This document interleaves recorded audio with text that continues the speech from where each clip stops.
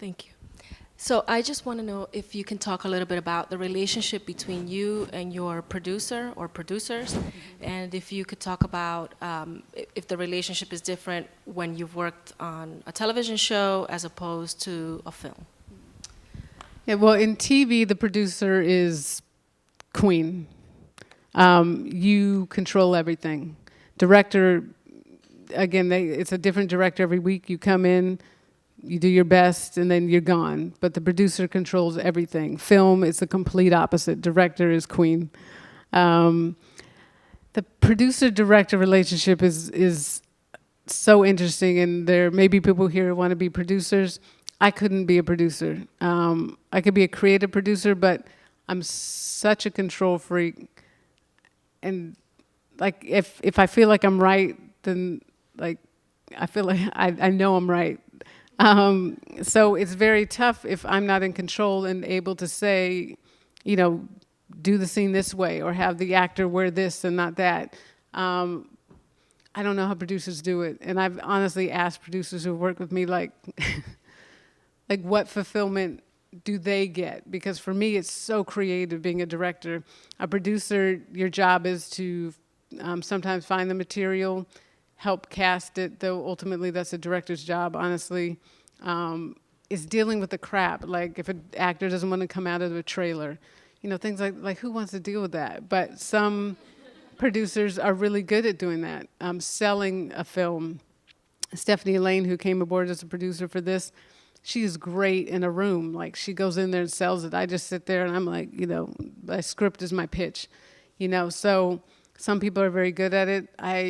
Again, my husband was a producer on this as well, and it was great because you need somebody on set and with a studio that you know has your back. And if you don't have that, you are on an island, and it is very, very scary. And I have dealt with that.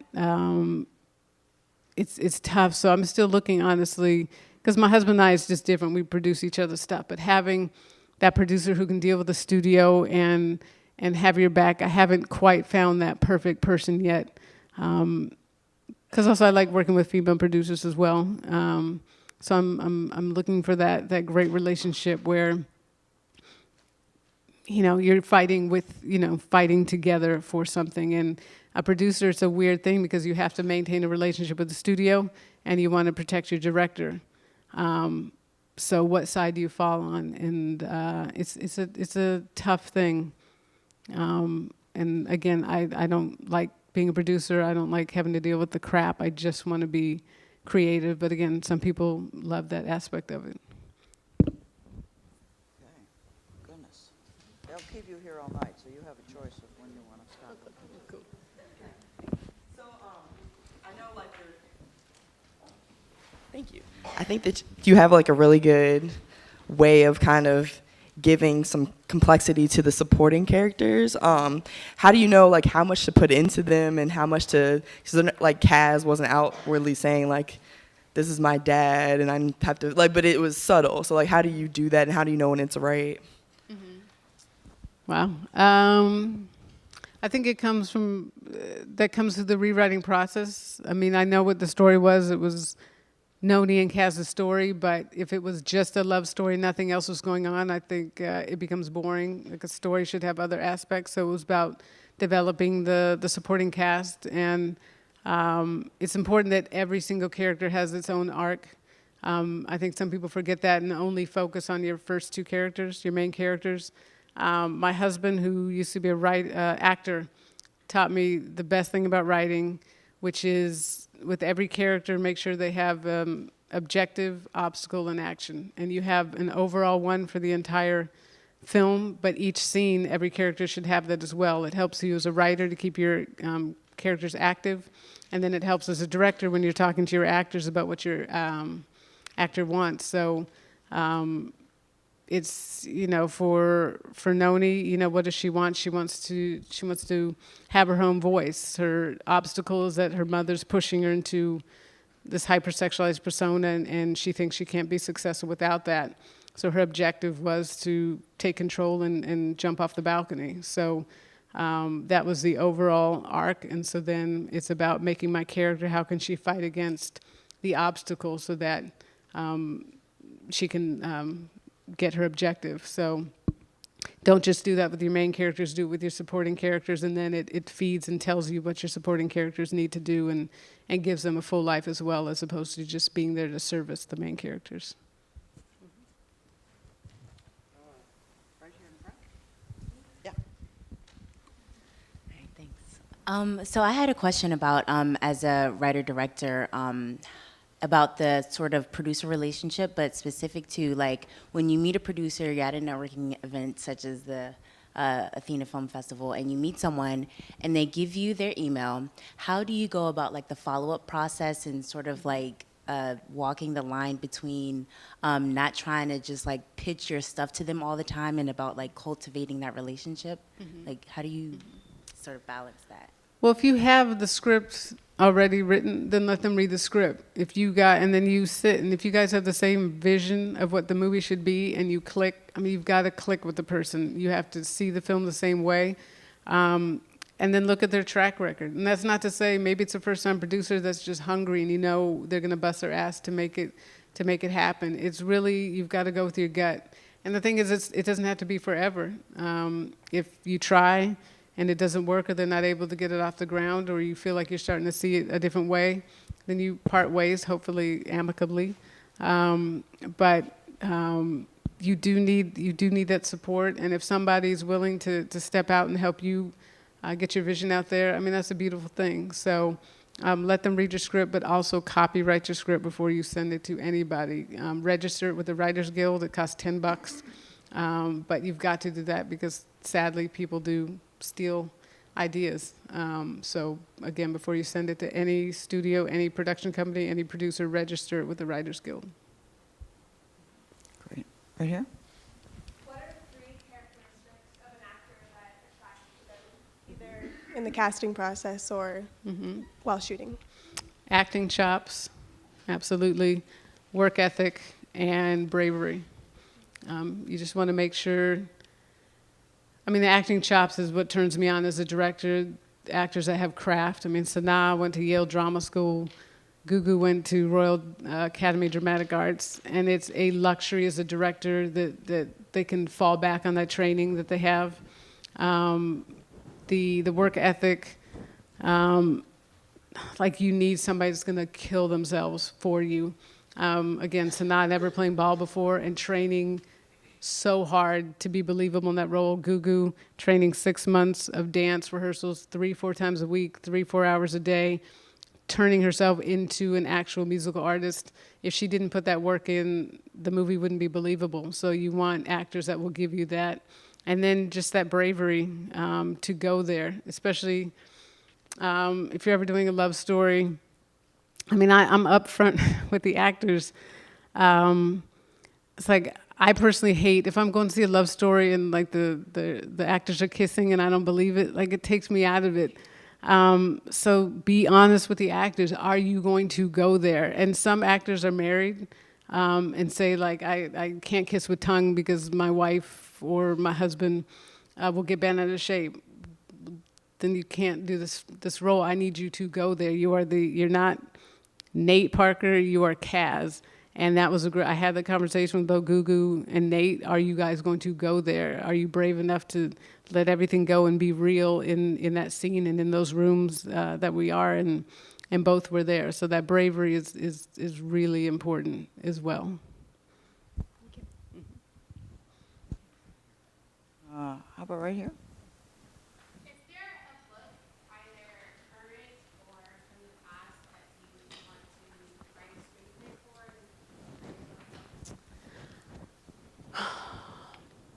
Well, it's not based on a book. I mean, my dream project is on Toussaint Louverture, who escaped slave, who liberated Haiti. My son's name is Toussaint, and I want to give that gift to him. I think it's Our Braveheart, one of my favorite movies, and an incredible story. So that's the one that I want to get made. All the way in the back. Okay, you want to go first? Okay, sorry. Well, I'll go. This is my best friend, so it works. So I just kind of So I just kind of want to like toot my own horn when talking to you. I went to see Beyond the Lights in November, and so me and my other best friend, sorry, we kind of got into an argument based off of the scene where Noni's on the if you haven't seen it, I'm so sorry. Where she's on the balcony and he reaches down and he tells her, "I see you," and she didn't. I guess now our generation, we say "I see you," it's kind of like "I see you." It's not a love kind of relationship. Why that specific choice of words saying "I see you"? Because the way I saw it as he looked into her and he saw like into her soul, and that's the whole point of the movie is as we progress, we start to see Noni. She takes out her weave and she wears her natural hair and they go away, and we really see who Noni is. So instead of saying "I love you" or "I want to be with you," it was "I see you," and it was as simple as that. And I clicked it and I got it, and my friend was like, I don't see that. I don't know why "I see you" came about. So I just kind of wanted to pick your brain on why those choice of words. Well, you're the smarter of. No, I'm joking. No, exactly what you said was the whole point. Was that he saw her where no one else could see. Everyone thought they saw the real Noni, but everything that she is at that moment was all artificial and inauthentic. And he saw in that moment, right before her death, saw into her soul, and that's really what fed their relationship and gave her the courage to come back up and try and find her authentic self. Oh, sorry, guys. I'm keeping the mic for a second. So I just want to ask, like, how do you go from book to screenplay? Because I, like, love books. Like, that's all I did when I was younger was read. So I have, like, a few ideas. But how do you go from book to screenplay? And I guess just talk about, like, how you obtain the rights, or like who is in the room where you're trying to negotiate and all that stuff. Like just kind of touch on that a little bit. Yeah, I love books too. Growing up, I used to read 20 a week. I love, because we didn't have a TV, so all I did is read. So foremost, what's most important to me when you do an adaptation, love the book and respect the book. And realize there's a reason why you love the book and so many people love it. So there's no reason to try and run away and make it all your own. You know, try and honor the book and honor the author. With Secret Life of Bees, the author sold the rights to a studio, and then the studio came to me. But there was a book back in the day that I wanted to do, and I wrote the author a letter, and passion letter of why her book meant so much to me. I have no money. Can I option it for 6 months? And she did for $1. With the key, obviously, if I sold it to a studio, then the studio would then pay her, you know, what it was really worth. But it's amazing, you know, writers, if they believe in you and your letter is good enough and it shows why you want to make this film, that you're going to protect the characters and the story. Again, this is before Love and Basketball, so I had no track record. She just went based on the passion I had for her material. And it was just a one-on-one direct thing. I didn't have a lawyer at the time or anything. So if you love it, reach out to her that way. You may have to go through her publisher, or him may have to go through a publisher to get to them. But a lot of times now, authors, you know, reach out through Twitter, reach out through their Facebook, but get in contact directly. And again, if you don't have money, sometimes it could be as simple as writing up a simple contract that you pay $1 now and more if you can get it sold. If you can attach yourself to a book and then sell the idea to a studio, that's another way to do it as well. Pitch what you feel you can do with the book, why you think if it's a bestseller, it's much easier to sell because it's got a built-in audience. But studios actually love adaptations because of that, because there's already a built-in audience, more so than if you came in with a spec that you wrote that's not based on anything. So, and then in terms of the adaptation, for me, what I do, honestly, is I read the book about 5 times with a highlighter, and every time I read it, I'm highlighting specific lines or specific moments, and the structure starts to show itself. And it's almost easier structurally to do an adaptation. The only thing is that you may get complacent and think you don't have to do the character work that you would do if you wrote it yourself, but you actually still have to do the same amount of work. It's just the structure's already built into it. So Gina, unfortunately, I think we need to clear the room for the next event that's coming in. So let's take one more question, and I'll let you choose. And all right. So who hasn't asked a question? How about right here? Thank you. First, I want to say, as an old white guy, that I totally was into the love story last night as a great, I mean, to me it was like a great genre movie, I mean, a love story. I thought the kissing was spectacularly good.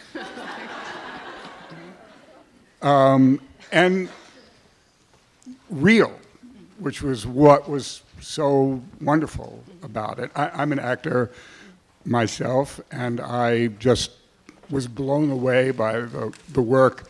I loved what you said about, supporting performances. So here's a question. I mean, first of all, I've loved this whole thing, and it's great. These days, as you probably know, we are asked to audition on tape all the time. I mean, more even with, major movies where you used to be in a room with a director, where you could talk to the director about the obstacle and the objective and you have to see if you can find it and give it and then do it on tape. Right. I mean, do you cast from tape? Especially when obviously you'll have a list of actors, the ones you had up on your wall as your dream cast, but when you don't have them and you're ready to look at actors you might not know, are you looking at their auditions on tape? I rarely do that. With the main characters, I have to, for me, directing is such a personal thing. And again, having a bad experience with an actor, I want to make sure not only do you have acting chops, I forgot because you asked the question, the fourth thing is that you're a cool person. I don't want to, life is too short to work with someone who doesn't respect the process or who's an asshole. So I need to like you personally as well. I don't think you can get that based on tape. But if I do see a tape and I see something in you, then I'm going to have you come in and work with you, because my auditions aren't just do it once and leave. Because you may have just made a choice I don't agree with, that doesn't mean you don't have chops. So let me give you direction and see if you can do it another way. Now, if you do it the exact same way, then, then that tells me a lot. But if you can switch it up and show me something different, then that excites me as a director. So, with the casting director, a lot of times sees people first. But if I'm going to cast you or if I see a spark in you, then I want to meet you personally and work with you directly. Thank you very much. So another round of applause for Gina Prince-Bythewood. Thank you.